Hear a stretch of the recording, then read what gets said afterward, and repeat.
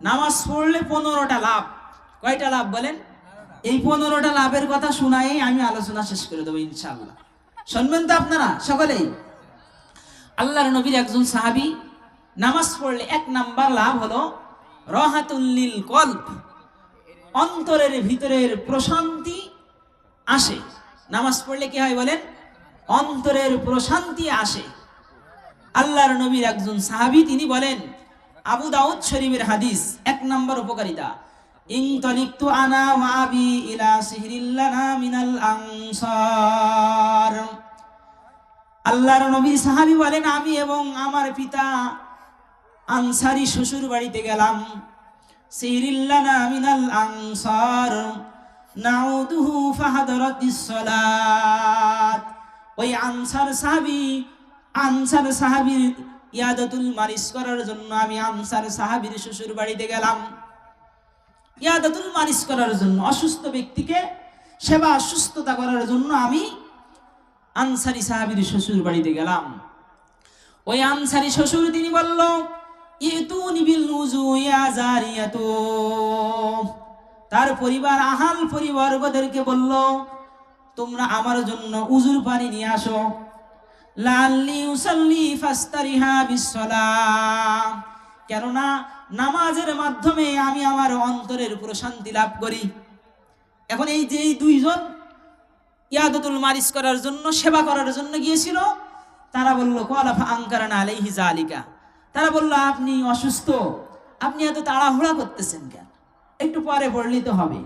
তিনি বলেন, ক্বালা সামিতু রাসূলুল্লাহি সাল্লাল্লাহু আলাইহি ওয়াসাল্লাম কুম ইয়া বেলাল ফাকিম ফারিহনা বিসসালাত। আল্লাহর নবী বলল, বেলাল তুমি দাঁড়িয়ে যাও, আজান দাও এবং ইকামত দাও। আজান এবং ইকামতের মাধ্যমে আমরা নামাজ আদায় করি, আর নামাজের মাধ্যমে অন্তরের প্রশান্তি লাভ করি। সুবহানাল্লাহ। তাহলে নামাজ পড়লে অন্তরের ভিতরে কি আসবে বলেন? প্রশান্তি আসবে। আমরা তো নামাজ পড়ি নে, পড়ি বলেন? কয়জন আর পড়ি? সারা সপ্তাহে পড়ি নে, শুধুমাত্র সপ্তাহে একদিন পড়ি, আসে না নেই বলেন? হ্যাঁ, সারা সপ্তাহে খবর নাই। হ্যাঁ, তুমি কেমন মুসলমান, তুমি কেমন মুসলমান, কথা বলেন? তুমি কেমন মুসলমান, তুমি কেমন মুসলমান। নামাজের সাথে নাই পরিচয়, মানো না কুরআন। নামাজের সাথে নাই পরিচয়, মানো না কুরআন। তুমি কেমন মুসলমান, তুমি কেমন মুসলমান। তুমি রমজান এলে রাখো না রোজা, দিনকে করো আঘাত। তুমি রমজান এলে রাখো না রোজা, দিনকে করো আঘাত। পয়সা কড়ির নেই কো অভাব, দেও না তো যাকাত। তুমি কেমন মুসলমান, তুমি কেমন মুসলমান। ঠিক কিনা বলেন? নামাজের কোনো খবর নেই, সব জায়গায় মাতব্বরি, আছে না নেই? নামাজ পড়লে অন্তরের ভিতরে পুরো শান্তি আসবে। আবু দাউদ শরীফের অন্য একটা হাদিসের ভিতরে রাসূলুল্লাহ সাল্লাল্লাহু আলাইহি ওয়াসাল্লাম বলতেছেন, কানান নবী সাল্লাল্লাহু আলাইহি ওয়াসাল্লাম ইজা হাযাবাহু আমরুস সালাহ। আল্লাহর নবী যখনই পারিশানি হইতো, তখনই সাহাবীদেরকে আদেশ করতো নামাজের। আল্লাহর নবী নামাজে দাঁড়িয়ে যাইতেন। নামাজে দাঁড়িয়ে আল্লাহ পাক রব্বুল আলামিনের কাছ থেকে সমস্ত সমস্যার সমাধান আল্লাহর নবী নামাজের মাধ্যমে নিতেন। এই জন্য কোন ব্যক্তি যদি অসুস্থ হয়, তাহলে তার সর্বপ্রথম আমার শায়েখ দামাত বারাকাতুহুম আলিয়া হযরতুল আল্লাম মুফতি আব্দুর রাজ্জাক সাহেব তিনি বলেন, যখন কোনো ব্যক্তি অসুস্থ হয়, সর্বপ্রথম তার 2 রাকাত নামাজ পড়া। কি করা বলেন? 2 রাকাত নামাজ পড়া। নামাজ পড়ে আল্লাহ তাআলার কাছে বলা, ও আল্লাহ, এই অসুস্থতা দিয়েছো তুমি, আহকামুল হাকিমিন আল্লাহ পাক রব্বুল আলামিন। আর এই সুস্থতা দেওয়ার দুনিয়ার কোনো ডাক্তার কবিরাজের কোনো ক্ষমতা নাই, আছে বলেন? সুস্থতা দিবা তুমি আল্লাহ। এই জন্য সর্বপ্রথম 2 রাকাত নামাজ পড়ে আল্লাহ পাক রব্বুল আলামিনের কাছে নিজের হালত জানাইতে হবে, নিজের অন্তরের কথা বলতে হবে। এবং দ্বিতীয় নাম্বার কাজ আপনাকে আমাকে করতে হবে হলো আল্লাহ পাক রব্বুল আলামিনের রাস্তায় কিছু সদকা করতে হবে। কি করতে হবে বলেন? সদকা করতে হবে। আর সদকাতু তারাদ্দুন মিনাল বালা, সদকা মানুষের বালা মুসিবত দূর করে দেয়। এই জন্য দ্বিতীয় নম্বর তিনি বলেন হলো আল্লাহর রাস্তায় কিছু দান সদকা করা। তৃতীয় নম্বর হলো যে তার জন্য সুন্নত মোতাবেক তাকে চিকিৎসা করানো, সুন্নত মোতাবেক তাকে চিকিৎসা করা। এটা হলো কোন ব্যক্তি যে কোনো বিপদের সম্মুখীন হওয়ার সঙ্গে সঙ্গে এই তিনটা কাজ করণীয়। এখন আমরা সর্বপ্রথম যেই দুইটা কাজ, সেই দুইটা বাদ দিয়ে লাস্টের কাজটা নিয়ে আমরা ব্যতিব্যস্ত হয়ে যাই, তাই না বলেন? তাই জন্য নামাজ পড়লে এক নাম্বার লাভ হলো অন্তরের ভিতরে প্রশান্তি আসবে। কি আসবে বলেন? অন্তরের ভিতরে কি আসবে? প্রশান্তি আসবে। দ্বিতীয় নাম্বার লাভ হলো নামাজ হলো আলো। নামাজ হলো কি বলেন? আলো। যদি কোনো কালো মানুষও নামাজ পড়ে, তারপরেও আল্লাহ পাক রব্বুল আলামিন তার চেহারার ভিতরে নূর দান করবেন, আলো দান করবেন। সুবহানাল্লাহ। দলিল এটা হলো মুসলিম শরীফের হাদিস 422 নাম্বার। আল্লাহর নবী সাল্লাল্লাহু আলাইহি ওয়াসাল্লাম বলেন,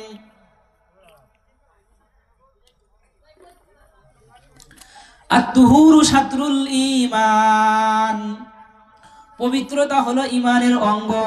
পবিত্রতা কি বলেন? ঈমানের অঙ্গ। আত-তুহুরু শাতরুল ঈমান, আল্লাহর নবী বলেন পবিত্রতা হলো ঈমানের অঙ্গ। আলহামদুলিল্লাহি তামলাউল মিজান, কোন ব্যক্তি যখন একবার আলহামদুলিল্লাহ বলে, আল্লাহ পাক রব্বুল আলামিন মিজানের পাল্লাকে পরিপূর্ণ করে দেন। সুবহানাল্লাহ। হ্যাঁ, একবার আলহামদুলিল্লাহ বলেছে, মিজানের পাল্লা পরিপূর্ণ হয়ে যাবে নেক আমল দ্বারা। এরপরে আলহামদুলিল্লাহ, সুবহানাল্লাহ, আলহামদুলিল্লাহি তামলাউ আও তামলান মা বাইনাস সামাওয়াতি ওয়াল আরদ, বলেন সুবহানাল্লাহ, আলহামদুলিল্লাহ। আল্লাহর নবী বলেন তামলাউ আও তামলান মা বাইনাস সামাওয়াতি ওয়াল আরদ, আল্লাহর নবী বলেন আসমান এবং জমিনের মাঝে যত ফাঁকা জায়গা আছে আল্লাহ পাক রব্বুল আলামিন নেকি দ্বারা পরিপূর্ণ করে দেবেন। সুবহানাল্লাহ। আলহামদুলিল্লাহ বললে কি লাভ দেখেছেন? দেখা যাচ্ছে না কেমন নাকি? দেখা তো যাচ্ছে না, যার কারণে অনেকে ওই ফুচকার দোকানে, তারপরে কফি হাউসে, হ্যাঁ, বিভিন্ন রেস্তোরাঁ, হোটেল, পার্ক, হ্যাঁ, এই সমস্ত জায়গায় আড্ডা মারছে, তাই না? যদি বুঝতে পারতে যে সুবহানাল্লাহ আলহামদুলিল্লাহ বললে আসমান এবং জমিনের মাঝে সমস্ত জায়গা নেকি দ্বারা পরিপূর্ণ হয়ে যাচ্ছে, তাহলে আর গপ মেরে বেড়াইতো না, তাই না? এরপরে আল্লাহর নবী বলেন আসসালাতু নূরুন, নামাজ হলো আলো। নামাজ হলো কি বলেন? আলো। আল্লাহ পাক রব্বুল আলামিন সূরা হাদীদের ভিতরে বলেন ইয়াউমা তারাল মুমিনিনা ওয়াল মুমিনাত ইয়াসআ নূরুহুম বাইনা আইদিহিম ওয়া বিআইমানিহিম, হে নবী আপনি কিয়ামতের ময়দানে ঈমানদার পুরুষ এবং নারীদেরকে দেখবেন, তাদের সামনে আলো, পিছনে আলো, তাদের ডান দিকে আলো, বাম দিকে আলো, চতুর্দিক থেকে তাদের আলো বেষ্টন করে রেখে দিয়েছেন। সুবহানাল্লাহ। নামাজি ব্যক্তিকে আল্লাহ তাআলা, নামাজ হলো আলো। নামাজ হলো কি বলেন? এই হাদিস থেকে আমরা বুঝতে পারলাম নামাজ হলো কি বলেন? আলো। দেখবেন যারা নামাজ পড়ে তাদের অন্তরের ভিতরে, তাদের চেহারার ভিতরে এক প্রকার মানে উজ্জ্বল উজ্জ্বল ভাব থাকে। একটা বিধর্মী, একটা হিন্দু, তার চেহারার দিকে তাকালে যত পরিষ্কারই হোক, সুন্দরী হোক, দেখেন যখন বয়স বেশি হয়ে যায় তখন চেহারা কেমন একটা বিকৃতি হয়ে যায়। কিন্তু মুসলমান, তার চেহারার ভিতরে একটা নূর আছে। এই যে বৃদ্ধা বাবাজিরা যারা আছে, প্রত্যেকের চেহারার ভিতরে চেহারা তোলা হয়ে গেছে এরকম কেউ নেই। কিন্তু একজন আপনি বিধর্মী যারা, এদের লক্ষ্য করে দেখবেন যখন একটু বয়স হয়ে যায় ওই গুনাহের ছাপ চেহারার ভিতরে চলে আসে। এই জন্য নামাজি ব্যক্তির চেহারার ভিতরে আল্লাহ পাক রব্বুল আলামিন আলো দিবেন। একটা কিতাব আছে মুসনাদে ইমাম আহমদ ইবনে হাম্বল। এই মুসনাদে ইমাম আহমদ ইবনে হাম্বল, এই কিতাবের 10 নম্বর খণ্ড 83 নম্বর পৃষ্ঠা, লম্বা চওড়া নামাজের আলোচনা করে ওখানে বলতেছেন যে মান হাফাযা আলাইহা কানাত লাহু নূর, যেই ব্যক্তি 5 ওয়াক্ত নামাজকে হেফাজত করবে এই নামাজ তার জন্য নূর হবে, আলো হবে। সুবহানাল্লাহ। ওয়া বুরহান, এবং এই 5 ওয়াক্ত নামাজ তার জন্য দলিল হবে এবং প্রমাণ হবে। কিয়ামতের ময়দানে এই নামাজ তার জন্য কি হবে বলেন? প্রমাণ হবে। ওয়া নাজাতা ইয়াউমাল কিয়ামাহ, এবং এই নামাজ কিয়ামতের ময়দানে এই ব্যক্তির নাজাতের কারণ হয়ে যাবে। কিয়ামতের ময়দানে নামাজ তার জন্য কি নাজাতের কারণ হয়ে যাবে। এই জন্য কি নামাজ পড়া বেশি বেশি, তাই না? নামাজ পড়বো তো ইনশাআল্লাহ। আল্লাহ তাআলা প্রত্যেককে 5 ওয়াক্ত নামাজ বা জামাতের সহিত আদায় করার তৌফিক দান করুক। এরপরে 3 নাম্বার উপকার, নামাজ পড়লে লাভ। একটা কিতাব আছে সহিহুল জামে, এই কিতাবের 2573 নাম্বার হাদিস, 2573 নাম্বার হাদিস। রাসূলুল্লাহ সাল্লাল্লাহু আলাইহি সাল্লাম বলতেছেন, আউয়ালু মা ইউহাসাবু বিহিল আবদু ইয়াউমাল কিয়ামাতি মিন আমালিস সালাম। আল্লাহর নবী বলেন, ময়দানে মাহশারে সর্বপ্রথম যেই হিসাবটা হবে সেই হিসাব হবে নামাজের। কিসের বলেন? নামাজের হিসাব হবে। ফাইন সালুহাত ফাকাদ আফলাহা ওয়া আনজাহা, কারণ যদি নামাজ সুন্দর হয়ে যায় তাহলে তার সমস্ত আমলগুলো সুন্দর হিসেবে বিবেচিত হবে। ওয়া ইন ফাসাদাত ফাকাদ খাবা ওয়া খাসিরা, আল্লাহর নবী বলেন যদি কারো নামাজ অসুন্দর হিসেবে সাব্যস্ত হয় তাহলে তার সমস্ত আমলগুলো আল্লাহ পাক রব্বুল আলামিনের দরবারে নষ্ট হিসেবে সাব্যস্ত হয়ে যাবে। নামাজ যার সুন্দর তার সব ইবাদতগুলো সুন্দর। সুবহানাল্লাহ। এই জন্য নামাজ সুন্দর করতে হবে। 4 নাম্বার উপকারিতা, যেই ব্যক্তি 5 ওয়াক্ত নামাজ পড়বে আল্লাহ তাআলা তাকে নিজ জিম্মায় জান্নাতে প্রবেশ করাবেন। সুবহানাল্লাহ। যেই ব্যক্তি 5 ওয়াক্ত নামাজ পড়বে আল্লাহ তাআলা তাকে কি করবে বলেন? নিজ জিম্মায়, নিজ দায়িত্বে আল্লাহ তাআলা তাকে জান্নাতে প্রবেশ করাবেন। আবু দাউদ শরীফের হাদিস, রাসূলুল্লাহ সাল্লাল্লাহু আলাইহি সাল্লাম বলতেছেন, খামসু সালাওয়াতিন কাতাবাহুন্নাল্লাহু আলাল ইবাদ, 5 ওয়াক্ত নামাজ আল্লাহ পাক রব্বুল আলামিন বান্দাদের উপরে ফরজ করেছেন। কয় ওয়াক্ত? 5 ওয়াক্ত। কয় ওয়াক্ত? সপ্তাহে একদিন নাকি?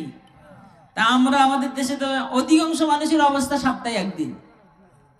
আল্লাহ নবী বলতেছেন, খামসু সালাওয়াতিন কাতাবাহুন্নাল্লাহু আলাল ইবাদ, 5 ওয়াক্ত নামাজ আল্লাহ পাক রব্বুল আলামিন তার বান্দাদের উপরে ফরজ করেছেন। ফামান জা বিহিন্না লাম ইউজাই মিনহুন্না শাইআন ইস্তাগফান বিহাক্কিহিন্না কানা লাহু আলাল্লাহি আহাদুন আইয়ুদখিলাহুল্লাহুল জান্নাহ।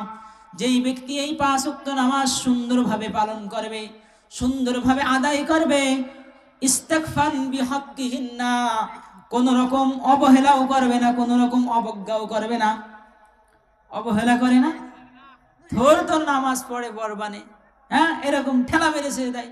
আপনার বিবি আপনাকে বললে নামাজের সময় হয়ে গেছে, নামাজ পড়তে যাও, আপনি বললেন প্যাটার করে না তুমি এখন, এই নামাজকে অবহেলা করলেন, অবজ্ঞা করলেন। আল্লাহর নবী সাল্লাল্লাহু আলাইহি সাল্লাম বলতেছেন যে ইস্তাগফান বিহাক্কিহিন্না, এই নামাজের প্রতি সে অবহেলাও করবে না, অবজ্ঞাও করবে না, তাহলে কানা লাহু ইনদাল্লাহি আহাদুন আইয়ুদখিলাহুল্লাহুল জান্নাহ, আল্লাহ পাক রব্বুল আলামিন তার জন্য ওয়াদা করেছেন, আল্লাহ পাক রব্বুল আলামিন তাকে জান্নাতের ভিতরে প্রবেশ করাবেন। সুবহানাল্লাহ। বাড়ি যে বলেন, এখানে বলার দরকার নেই, থাক। এটা হলো আবু দাউদ শরীফের 1420 নম্বর হাদিস। এরপরে নামাজ পড়লে হলো আল্লাহ তাআলা, নামাজ 5 নম্বর উপকারিতা, নামাজ পড়লে আল্লাহ পাক রব্বুল আলামিন মানুষকে সৃষ্টি করেছেন অস্থিরতা দিয়ে। সূরা মাআরিজের ভিতরে আল্লাহ পাক রব্বুল আলামিন বলতেছেন, ইন্নাল ইনসানা খুলুকা হালুয়া, নিশ্চয় আমি আল্লাহ পাক রব্বুল আলামিন মানুষকে সৃষ্টি করেছি অস্থিরতা দিয়ে। হালুয়া, অস্থিরতা দিয়ে।